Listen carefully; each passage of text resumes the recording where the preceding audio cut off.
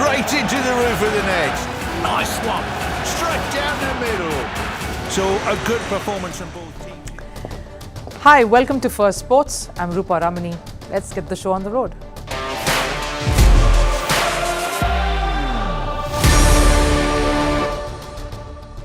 Right, on the show today, there is the Indian T20 League, of course. That's always creating a lot of buzz. Today, it's about the revival of a youngster. What has finally made Riyan Parag click and come through on all the promises that he's made year after year. A lot of football heading your way as well. In our focus on international football, we preview the big clash between Arsenal and Manchester City as club battles resume, with all the action coming to you this weekend. It's the professor versus his student. Can Arteta upset Guardiola and his boys? Back home, Igor Stimac, though, is facing the heat after India suffered a humiliating loss at the hands of Afghanistan. And at home, fans are calling for his sacking, but boards are worried too. Is this the end of the road for Igor Stimac? But first, Sports 360. Over in tennis, in the Miami Open men's world number 2, Carlos Alcaraz crashes out in the quarterfinals, losing to Grigor Dimitrov in straight sets. In the women's draw, Elena Rybakina beat Victoria Azarenka in a tough 3-setter to make it to the final. And in men's doubles, India's tennis star Rohan Bopanna, alongside his Australian partner Matthew Ebden, beat Spain's Marcel Granollers and Argentina's Horacio Zeballos 6-1, 6-4 to reach the final. Poland will be sending troops to France for the upcoming Paris Olympics. Warsaw said it will join international efforts to protect the Paris Games from any security risks. The task force from Poland will include soldiers and sniffer dogs. France has issued its highest terror alert in light of last week's attack in Moscow. Premier League club Newcastle's midfielder Sandro Tonali has been charged by England Football Association for alleged gambling offences. In 2023, Italian Football Federation imposed a 10-month ban on Tonali. He was found guilty of betting on matches involving Milan and Bersica. In cricket, Rajasthan franchise spinner R. Ashwin in a podcast said, and I quote, "Sometimes cricket takes a backseat during the Indian tournament, the Indian T20 League." He cited juggling between training and advertisement shoots as the reason behind his statement. He further went ahead and said, "I wonder if the tournament is even cricket." And badminton ace Indian shuttler PV Sindhu is through to the quarterfinals of the Madrid, Spain Masters 2024. She secured a comfortable 21-14, 21-12 win over Huang Hu-sun of Chinese Taipei yesterday. The clash lasted just 36 minutes. Sindhu next faces world number 17 Supanida Ketong of Thailand in the final 8.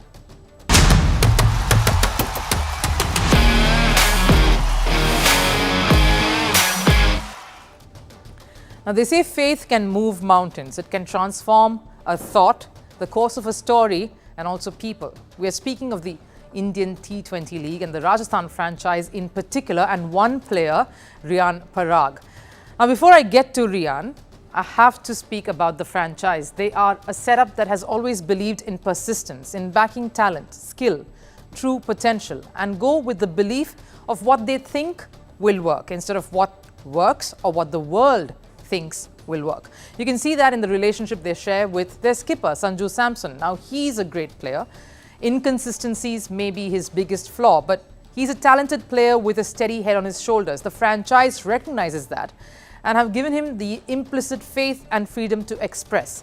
Another player for whom this was the meter was Riyan Parag, a very young Riyan Parag who had flattered to deceive for over 3 years now. Every year, much would be spoken of and expected of Riyan Parag heading into the season, and every time he has disappointed. And I can say that surely because the facts will back me up. The reason there was a lot of buzz around this teenager when he came on was his flair and flamboyance. That explains the strong start in 2019. Averaging 32 for a finisher was decent. And then, of course, came the slump. Every year we thought this season it will be Parag's year.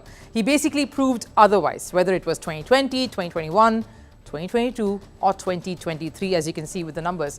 But this year, you sensed something different. I remember previewing the franchise leading up to the season and said this year could be Riyan Parag's. And so far, it's only been a couple of matches and he's already averaging 127. Yes, that is, of course, because of his unbeaten knock of 84 last night, but it is not a flash in the pan. He's looking solid, rejuvenated. This is Riyan Parag 2.0. to quote another super talented middle order batter, Surya Kumar Yadav, who was singing praises after watching his knock last night. So what went wrong? What did he do heading into the season different? And why is this perception around Riyan Parag so consistent? Now, as a community, we like uniformity. I guess it's our way of finding a common ground and some comfort. So anything new or strange or different or something that stands out is immediately a little jarring because we can't comprehend it. Riyan Parag was that when he burst onto the scene. The collars all turned up, the over-smart one-liners, the gum-chewing swag, the over-the-top celebrations. He was too much for that age. And when his bat was not doing the talking, he got reduced to those mannerisms, the quirks, not the skill that his franchise, Rajasthan, sees in him. This happened year after year, and yet the franchise persisted. They saw the future in him. They saw what he could become, what he could do rather than what he was, and how the world was viewing him. But it was not just the team, his captain, the coach, the management that was keeping the faith consistent. It was also something more important, what he thought of himself and his talent. I've said multiple times, I know what my opinion is about myself. No matter what anyone says, I don't let that change. That has never changed regardless of whether I'm performing or not performing. Even if I got a 0 today, that opinion was never going to change. That constant support from myself to myself always helps. He believes what he is capable of, he can achieve, and it's a belief that in fact, that is what he brought into the season too. Through his own strong performances in the domestic league, heading just before this, Riyan Parag was the highest run getter and the highest six hitter at the 50-over Deodhar Trophy. At the Syed Mushtaq, the T20 tournament, he made more than 500 runs at a strike rate close to 200. And he was just as menacing in the longer format, the Ranji Trophy too. We of course won't go into that, but there was something different about him. That confidence was there, it always was, but he was making every presence out in the middle count. Not just the cameo knocks, he was sticking to the crease, getting that time in, setting his sights hard and staying on. He was putting a price on his wicket, and that mindset of not letting go has made him a far more potent player in this season. He was on song last night against Delhi. His innings was a differentiator, and it showed what a carnage this young boy, all of 22 years, is capable of. A carnage that he can cause. The top order failed on the occasion, and he came in under pressure. Not the finisher role that he normally undertook for this franchise. The coach Kumar Sangakkara says he believes Riyan Parag's talent is that of a solid number 4. That's massive coming from someone of his pedigree. And that says something of Riyan Parag's talent. Rajasthan was looking like a balanced team on paper, and with Riyan Parag, they have the teeth for the fight that is coming up. But my takeaway, we always talk of Chennai as the one franchise in the league that never chops and changes and always gives every player the long rope, or where players who failed elsewhere come and flourish, like Shane Watson, like Shivam Dube. And maybe when there is so much success, you tend to believe this narrative more. But should it not be recognized more so when a team continues to persist, never giving up on a talent, even when they are yet to win a title or even when they continuously fail? Rajasthan has proved that with the Parag story. Now, what can a year do in sport? If you are Shohei Ohtani, it can earn you a $700 million contract. If you are Lionel Messi, you can win the World Cup and the Ballon d'Or. If you are Imran Khan, you can come out of retirement and win a World Cup. But these are incredible success stories. If everything works out, a year in any sport can make you a true hero. But a little role reversal, if the results go against you, you lose games and are on the verge of getting knocked out of a tournament. The same year can seem long, tedious, and never-ending, and can really make you feel rather helpless.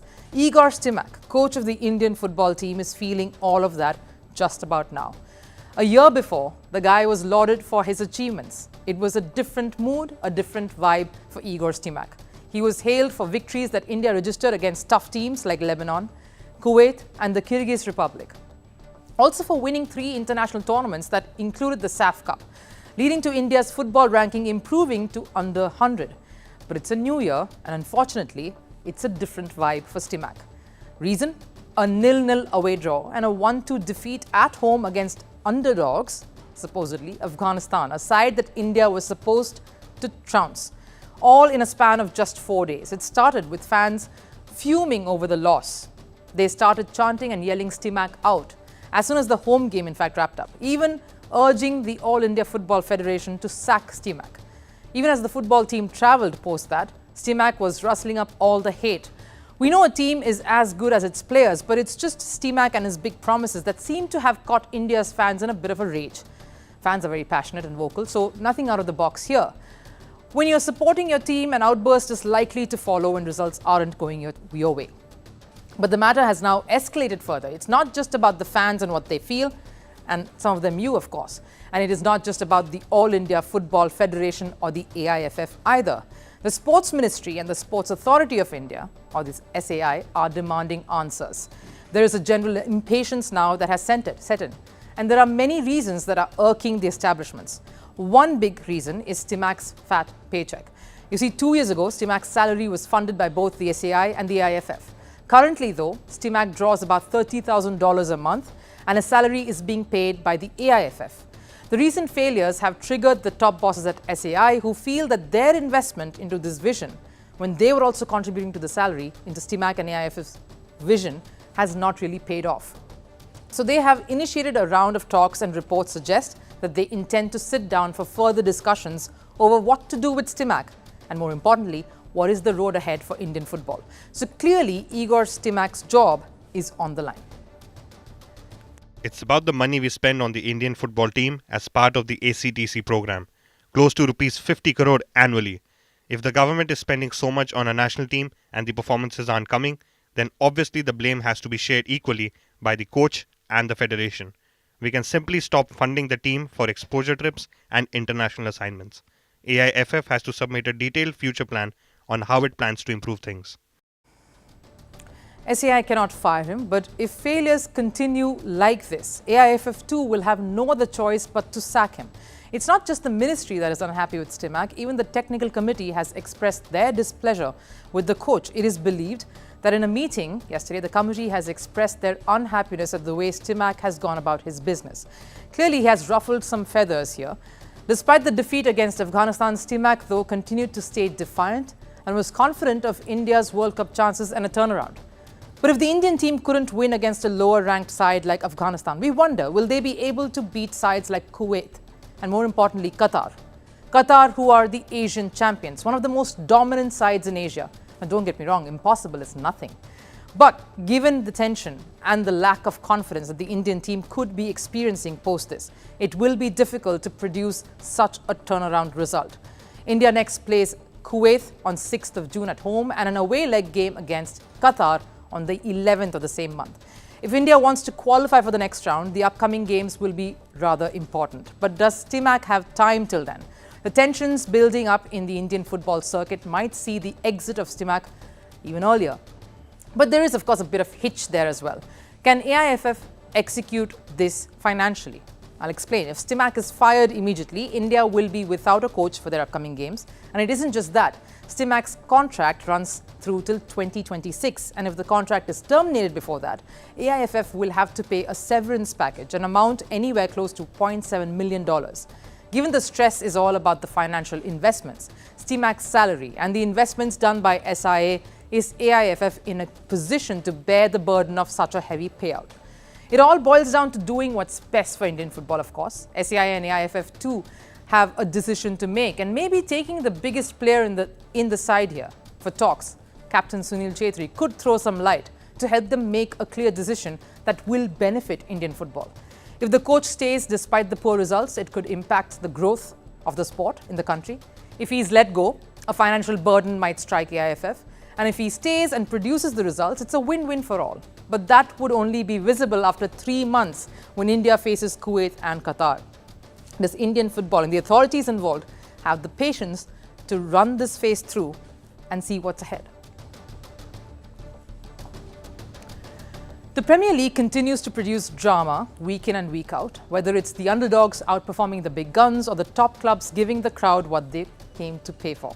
And at stake is the league title, a title that has now become an exciting three-way race to the finish. And it's the usual faces in the running: Liverpool, Arsenal and Manchester City. The three forces were going neck to neck till the break for friendlies. And with the Premier League set to return after a 2-week hiatus, the Arsenal versus Manchester City clash on the 31st, that's this Sunday, will headline the league's return. The two giants will battle it out for the number 1 spot. It's going to be their most anticipated game over the weekend. So let's set this up for you. It's defending champions versus contenders to the throne, professor versus the student. Will Manchester City put aside big injury concerns to key players to create some magic, or is Arsenal looking really good to pocket this one?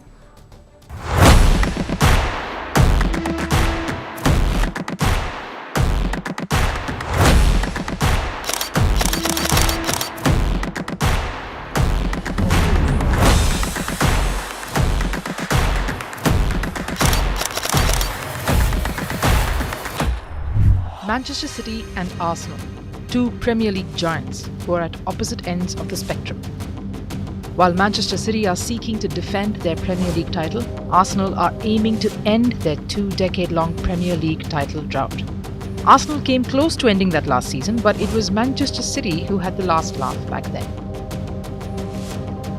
This year, Pep Guardiola is aiming to seal his 6th league title with City. And once again, standing in his way is his student and Arsenal manager, Mikel Arteta. Arteta, who was Pep's assistant manager at City, joined the Gunners in December 2019 in a quest for the club's revival. Pep, who had a cordial relationship with Arteta, has become his biggest rival now in the title race. Given the history between the two managers and their motive to win the title, it's no surprise that when the Premier League action resumes, the master is taking on the student. And all talk will be only about City versus Arsenal at Etihad this weekend. Arsenal are the current league leaders with 64 points. Manchester City are just 1 point behind Arsenal and are placed 3rd. March 31st is a Sunday clash, and it could potentially be the title decider. But the two clubs are heading into this one on the back of some contrasting results. While Gunners will be fresh from their 2-1 victory against Brentford, City will be cursing themselves for their 1-1 draw against Liverpool. But that isn't Guardiola's big headache. The loss is in the past. Manchester City are at the risk of missing as many as 7 star players to injuries. The list includes Matheus Nunes, Manuel Akanji, John Stones, Kyle Walker, Edison, Kevin De Bruyne and Jack Grealish. There is no official statement from the club, but the players' international outings worsen their injury threats. John Stones and Kyle Walker were injured while playing for England. The duo have also missed City's training session.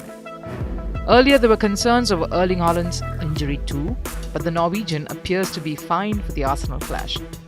So clearly, Guardiola has a hard task ahead of him. And the recent numbers do not favour him either. In their last 3 clashes across all competitions, Arsenal has emerged victorious on 2 occasions. City's only victory came in the FA Cup 4th round, and that was their last meeting. But the Spaniard has never refrained from facing up to any challenge, be it the injury crisis or going up against the big guns. All you've got to do is ask Real Madrid or Paris Saint-Germain. The hard taskmaster that he is, we might see some tactical genius from Guardiola on the night. Maybe some inspiration from Liverpool and Jurgen Klopp might help. Not too long ago, Jurgen Klopp led a group of newbies to glory in the Carabao Cup final against Chelsea. Liverpool were without the services of their star players for that game, but they still ended up becoming the champions against a billion-dollar Chelsea side. So can City take a leaf out of Klopp's book and go all the way? Because Arsenal won't be walkovers. So Guardiola, the tactician, will have to come out with all his force if he has to get the better of his student, Mikel Arteta. Trust Arteta to come out all guns blazing, but can a worried Guardiola bring out all the tricks from his more experienced coaching handbook to overtake Arsenal? Alright, time for last serve. What better sight than a world champion taking a ride through a circuit? No, it's not Verstappen or Hamilton. This German champion driver took a race car for a spin in Spain's Aragon. Take a look.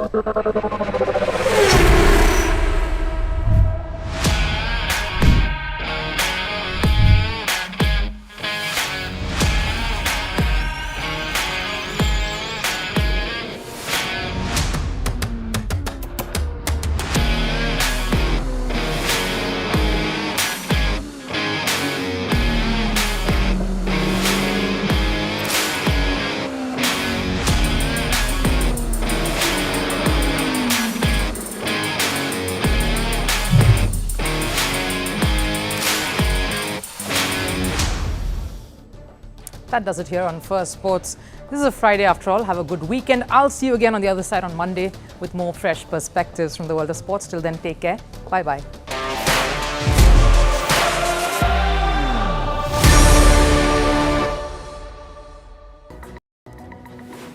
A video has come